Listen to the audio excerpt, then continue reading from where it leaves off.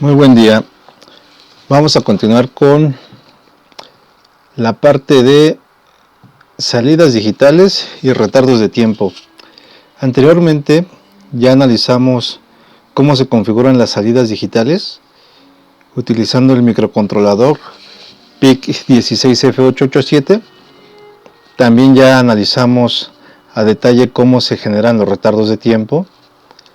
¿Qué es lo que sigue? Pues hacer una aplicación en la cual utilicemos ambos conceptos, tanto el manejo de una salida digital como la parte de los retardos de tiempo.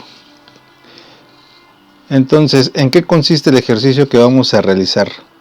Como tal, vamos a hacer el desarrollo del hardware y software necesarios para que un LED conectado en el puerto RD2 del microcontrolador se mantenga parpadeando a razón de un segundo. Para esto, para poder cumplir con este objetivo, necesitamos realizar dos desarrollos. Por un lado, el hardware, la parte física, en este caso el diseño del diagrama electrónico de control, y por otro lado el desarrollo del software. En el desarrollo del software, primero vamos a desarrollar o diseñar el diagrama de flujo, y a partir del diagrama de flujo vamos a posteriormente obtener el desarrollo del programa en lenguaje ensamblador. Muy bien. En lo que respecta al hardware, en este caso va a ser algo muy simple. Únicamente necesitamos tener bien presente, dejar bien definido cómo se va a conectar en este caso un LED. La aplicación más sencilla es utilizando LEDs, dispositivos emisores de luz. Y bien, aquí vemos un ejemplo muy simple en el cual tendríamos un circuito sencillo que nos puede ayudar a entender un poco más cómo va a quedar definido o determinado este circuito de un LED trabajando con el microcontrolador. Entonces aquí tenemos una fuente de voltaje que en este caso nos representa el voltaje que saldría de la salida digital. Sabemos que un microcontrolador nos va a proporcionar 5 volts. Entonces esta fuente vendría a ser una fuente de 5 volts que al estar conectada con un LED me va a producir una corriente, y es imprescindible que yo utilice una resistencia. Aunque algunos de ustedes yo sé que a lo mejor han utilizado LED sin resistencia, lo idóneo es siempre dejarle una resistencia. ¿Cuál es la función de esta resistencia? Pues en este circuito la función de esta resistencia como tal es limitar la corriente.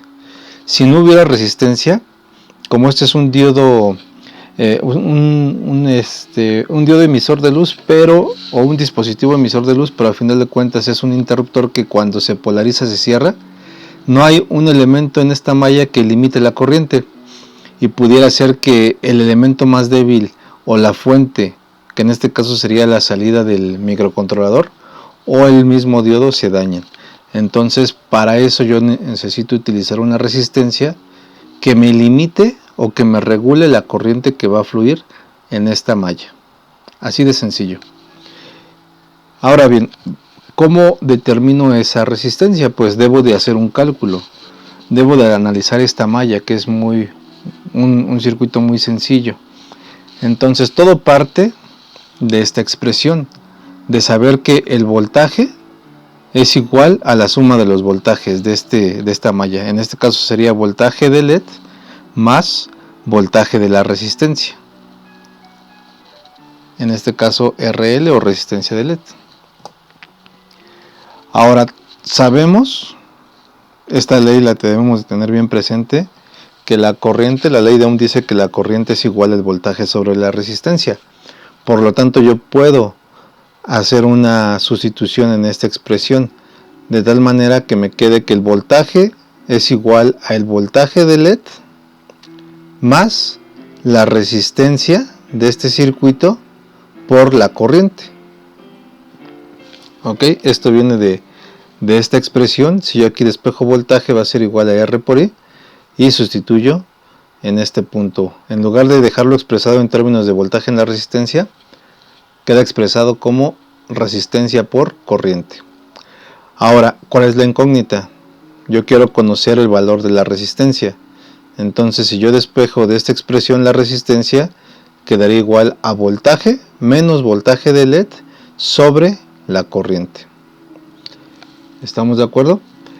Entonces, nada más para ir dejando bien delimitado todo esto, para que no pudiera haber alguna duda, vamos a comentar lo siguiente. Voy a hacer la siguiente precisión.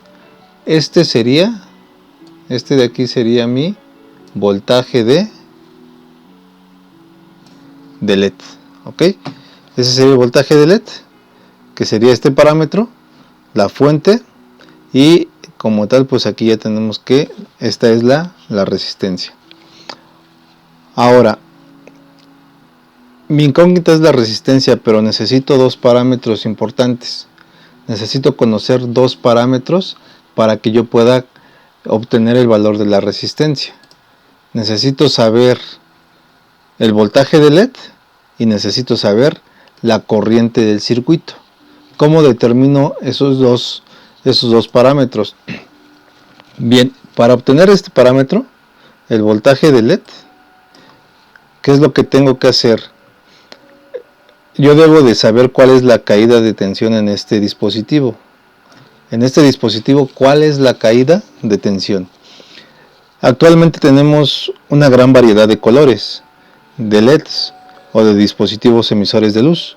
Entonces, cada LED tiene características muy particulares. En función del color, en función de si es ultra brillante, va a tener diferentes características. Lo ideal sería que en función del LED que yo voy a utilizar, buscara su especificación y viera qué caída de tensión me va a producir cuando esté polarizado directamente. Entonces vemos que tenemos una gran variedad, 1.6, 1.9, 1.7 a 2, 2.4, etc. Nosotros vamos a determinar un valor más o menos estándar que pudiera ser de 1.5 volts. ¿Ok? Ahora, la corriente. ¿Cuál va a ser la corriente que debe de fluir a través de LED o a través de este circuito serie? ¿Cuál sería la corriente idónea que tendría que fluir en esta malla? ¿Cuál sería? Pues eso va a estar en función de lo que soporte por un lado mi LED, este LED que está aquí, esa corriente que va a pasar por aquí, la debe de soportar este LED, no debe de ser una corriente tal que no lo dañe. Y por otro lado, muy importante, la corriente que sale del PIC. Los PICs tienen una corriente finita, no les puedo demandar más corriente porque daño el puerto. En el caso de los microcontroladores PICs, la hoja de especificaciones dice no le puedes demandar más de 20 mA por pin. Y coincide con un diodo de propósito general, un LED de propósito general, el cual también menciona la especificación que yo no le puedo suministrar una corriente mayor a 20 mA, de lo contrario lo puedo dañar. Entonces, sabiendo que ese es el valor máximo, no es la idea estar trabajando con los valores máximos, ya que una variación en la resistencia o en el voltaje pudiera llevarme al límite y generar un daño. Entonces consideramos que una corriente, en este caso este parámetro, una corriente suficiente pudieran ser 10 mA. De manera que si yo sustituyo estos valores, 1.5 y 10 mA, en esta expresión me va a quedar que sería la resistencia va a ser igual a 3.5 entre 10 mA, sabiendo que 10 mA es 10 por 10 a la menos 3 amperes, me va a quedar una resistencia igual a 350 ohms. Si busco valores comerciales, hacia abajo pudieran ser 390 y hacia arriba, perdón, 390 y hacia abajo 330 ohms, que es la más común y que es la que posiblemente muchos han utilizado en sus circuitos. Aquí la idea es que tengan bien claro que no se casen con un valor y que si yo les pregunto qué valor van a utilizar con su LED, siempre se cierren a que van a ser 330 ohms y no sepan por qué. Este valor de resistencia está determinado en función de estas características. Sin embargo, si ustedes quieren utilizar un LED en otra aplicación, con otra fuente de alimentación, pues no va a ser el mismo valor de resistencia. Entonces deben de tener claro este análisis para que ustedes puedan hacer su diseño de manera correcta. Muy bien, una vez sabiendo esto, vamos a desarrollar el diagrama electrónico de control. Aquí tenemos el microcontrolador y en este caso estamos considerando, recuerden que es el PIC 16F887 y estamos considerando las partes más importantes. ¿Qué necesito conectar en mi microcontrolador? Pues lo indispensable sería la fuente de alimentación. Ya sabemos que VDD es el voltaje positivo y VSS es el voltaje negativo y ya sabemos que el microcontrolador va a trabajar con 5 volts. Entonces aquí conectamos el positivo y aquí el negativo que vamos a conocer o vamos a estar identificando como GND. Ahora, ¿qué otra cosa necesito qué necesito conectar al microcontrolador? Nosotros ya vimos algunas formas de reiniciar el microcontrolador. Una de ellas es mediante un evento externo que se va a generar en la terminal Master Clear, en el MSLR, que incluso aquí en el circuito también voy a hacer la siguiente especificación voy a comentar lo siguiente.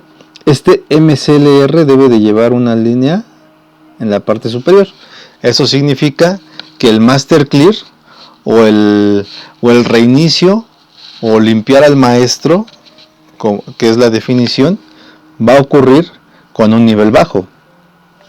De manera que si yo no quiero reiniciar al micro, debo de estarle mandando en esta terminal un nivel alto. Y únicamente cuando quiera reiniciar, le mando el nivel bajo. Es por eso que utilizo esta configuración.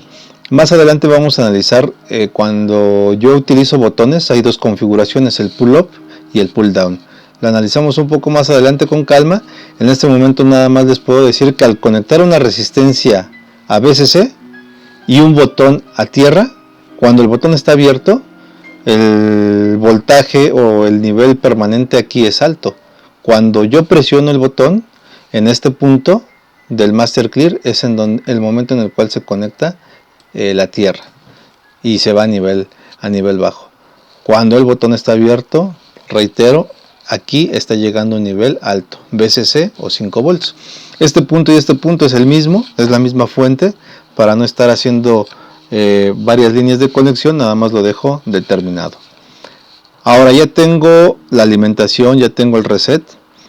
Otra cosa que es indispensable para que un microcontrolador trabaje es el oscilador. Sin embargo, tenemos dos opciones. Con este microcontrolador tenemos dos opciones: oscilador externo u oscilador interno. Para esta aplicación vamos a trabajar con el oscilador interno, por lo tanto no lo vamos a conectar de manera externa.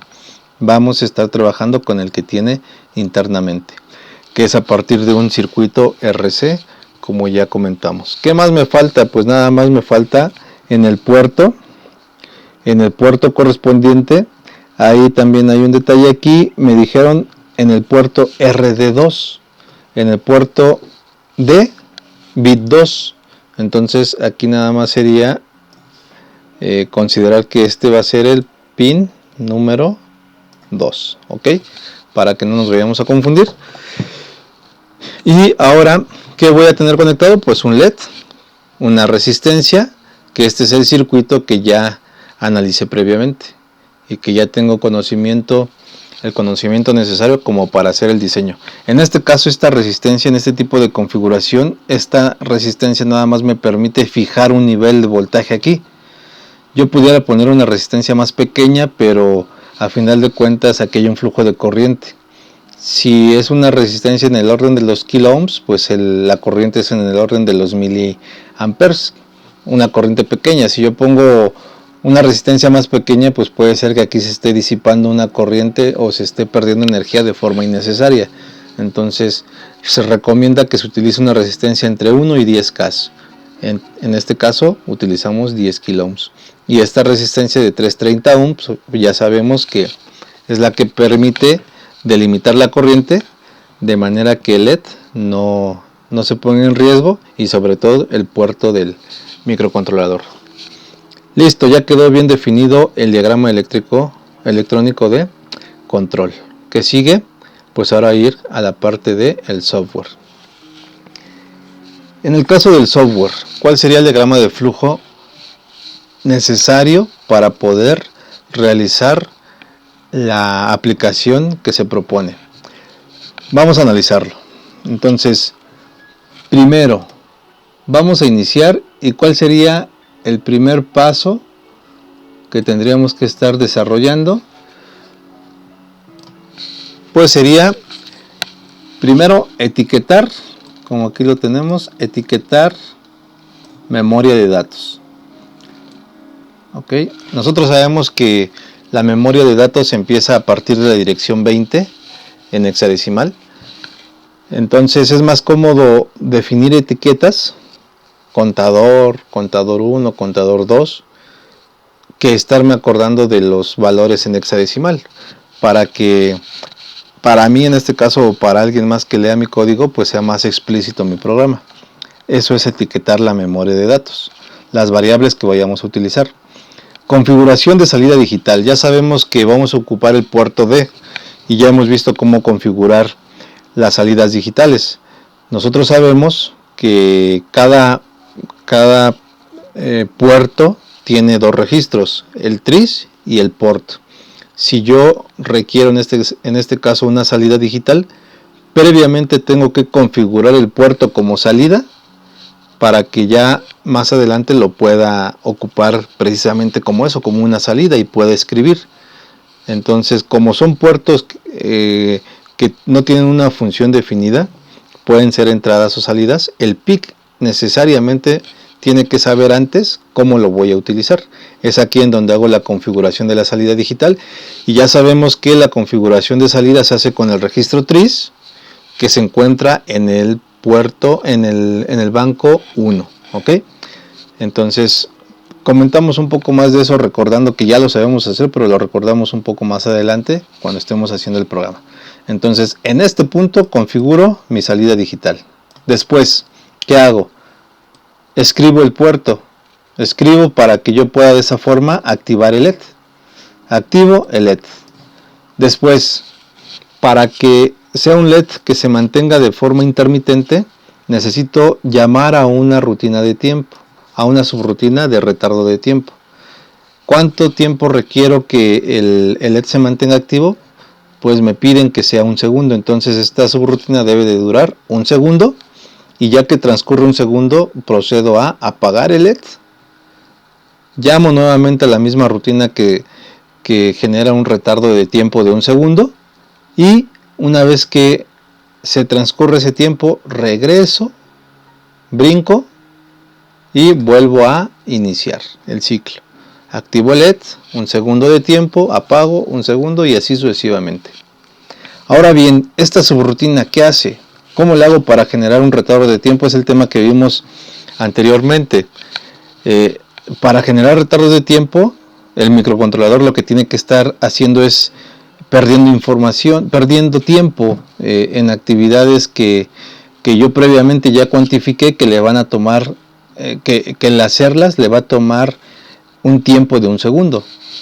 Es decir, que esté en un bucle ahí decrementando una variable, brincando, y que regrese o termine una vez que ya hayan transcurrido 1 segundo. Y también vimos que es aproximado, no es 1 segundo exacto, pueden ser 2, 3, 5 microsegundos más o menos, pero a final de cuentas en este tipo de aplicaciones pues no es tan riguroso el que yo tenga 1 segundo exacto. Ya veremos en su momento que hay otros métodos para que yo pueda tener retardos de tiempo precisos si mi aplicación así lo amerita o así me lo demanda.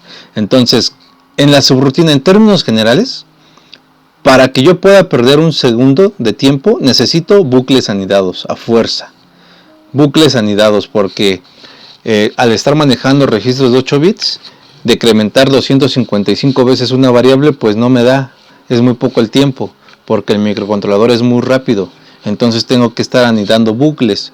Y ya habíamos visto en el tema anterior que necesito 3 bucles anidados, que el primero se decremente 250 veces, y a su vez ese bucle se decremente 100 veces o se multiplique por una constante de 100, y a su vez todo esto se repita 10 veces, y de esa forma vamos a perder un segundo de tiempo. ¿Cómo hago eso? Incluso en el video anterior lo dejé como de tarea para que ustedes, ya lo habíamos hecho en clase, ya lo teníamos bien definido.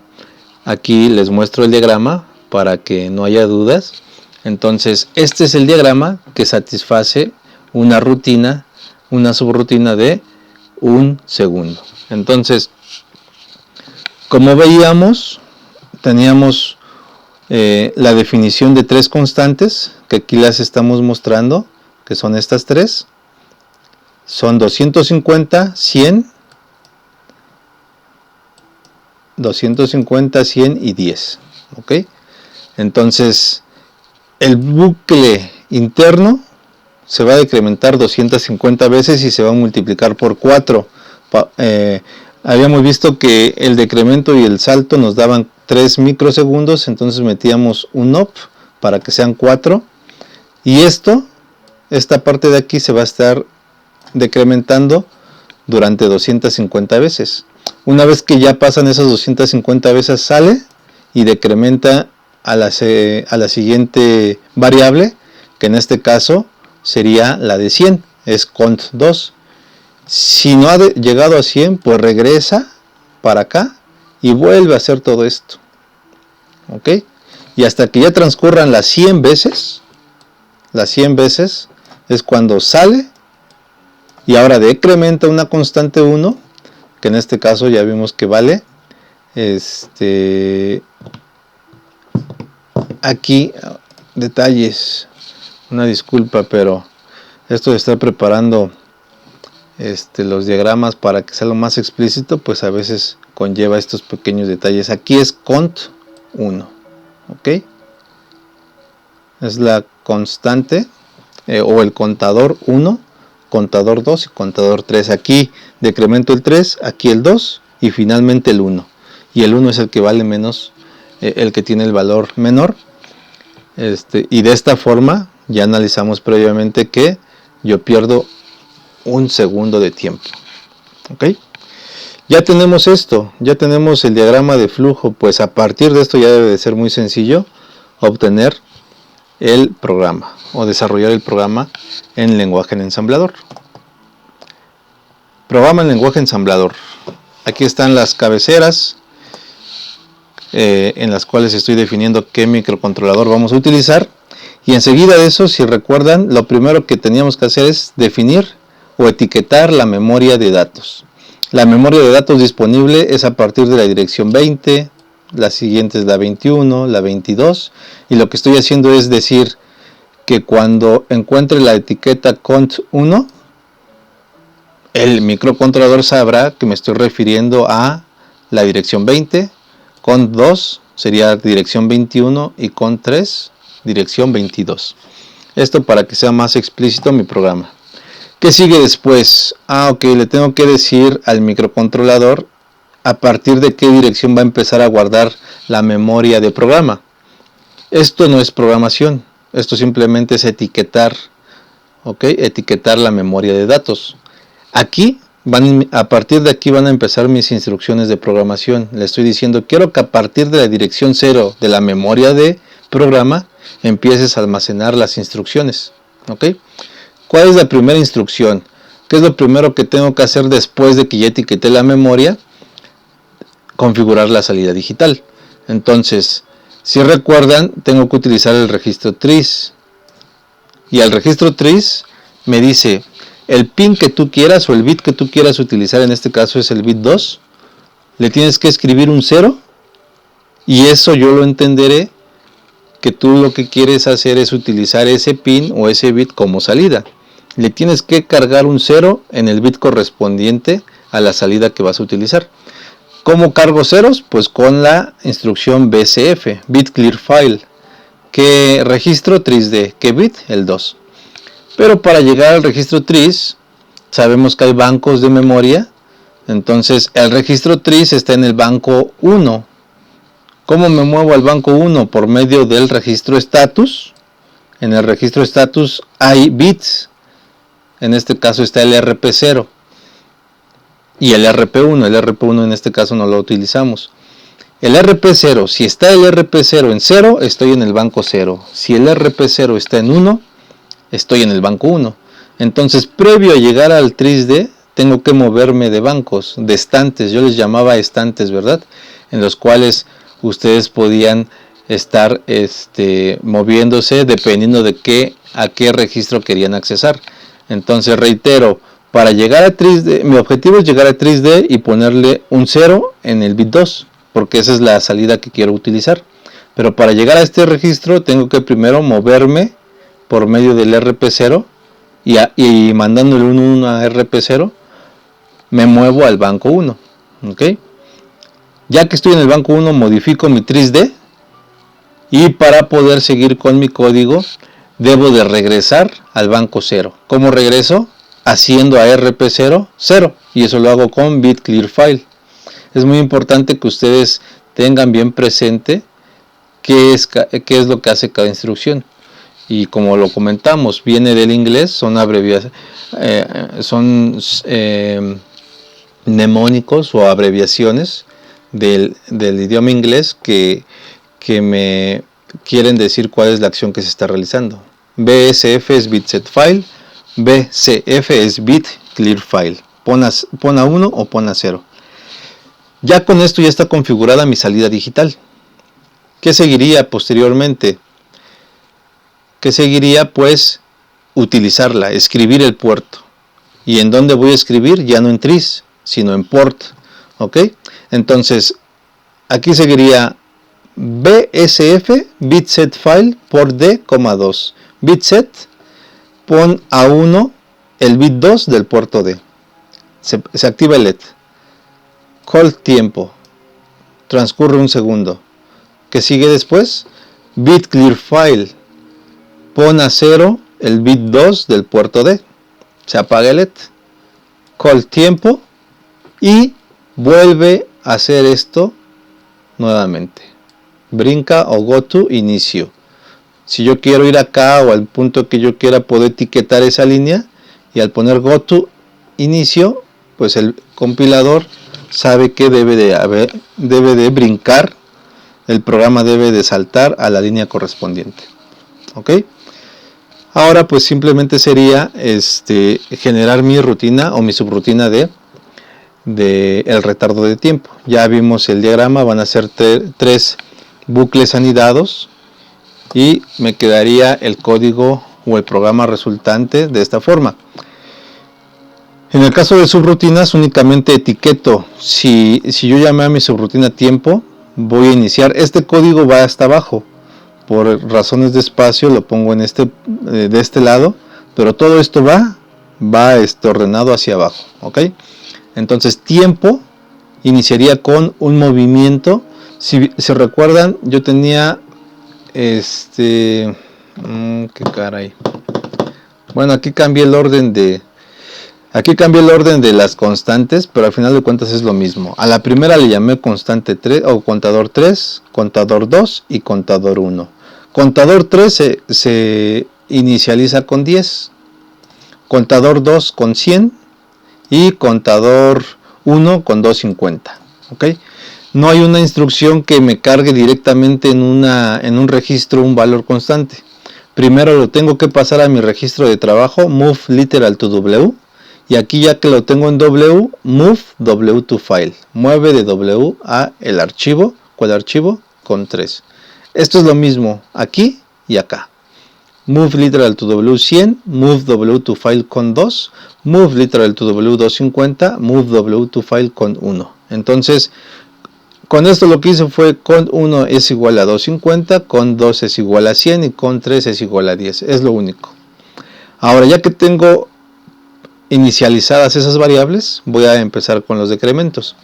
Entonces, en el primer bucle, una vez que ya defino cont 1, meto un op, como lo habíamos definido anteriormente, y hago el decremento de esta variable contador, cont 1.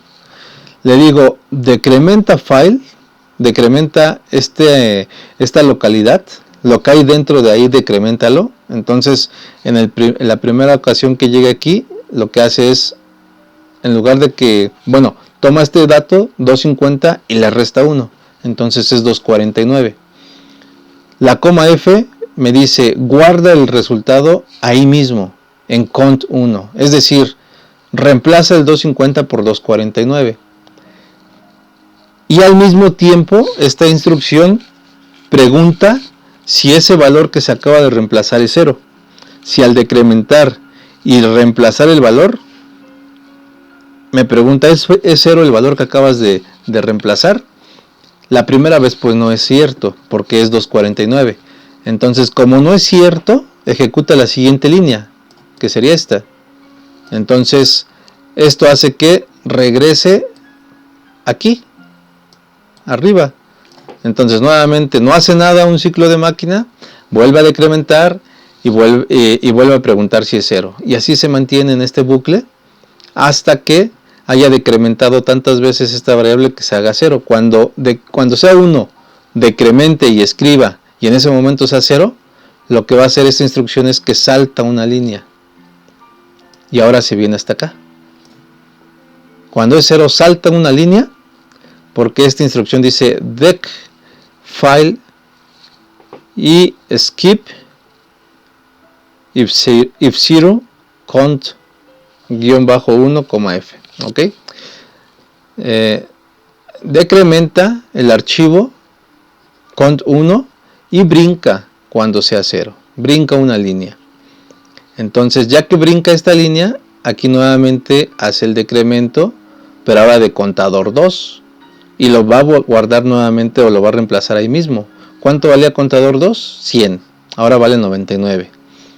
Y pregunta, ¿es 0? No, todavía no es 0. Go to ciclo 2. Entonces ahora viene, carga otra vez con 250 y este bucle lo va a hacer otra vez 250 veces. ¿Ok?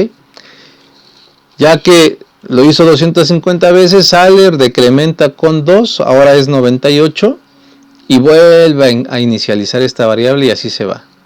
Una vez que lo haya realizado 100 veces, ya que decremente con 2 y se haga 0, salta y ahora va a pasar lo mismo con decrementar contador 3, lo reemplaza ahí mismo y si no es 0, viene y brinca hasta acá y vuelve a inicializar ahora contador 2 para que nuevamente todo se repita nuevamente 10 veces.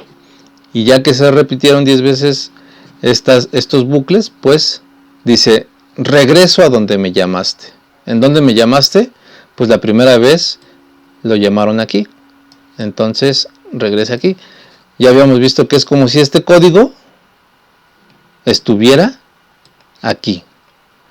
Pero para no estar metiendo este código acá y después otra vez acá, y estar utilizando mucha memoria de programa, el doble, o si lo llaman 3 veces el triple, o así sucesivamente, con subrutinas eficiento el uso de la memoria del programa. Lo tengo nada más una vez y lo puedo llamar las veces que lo requiera.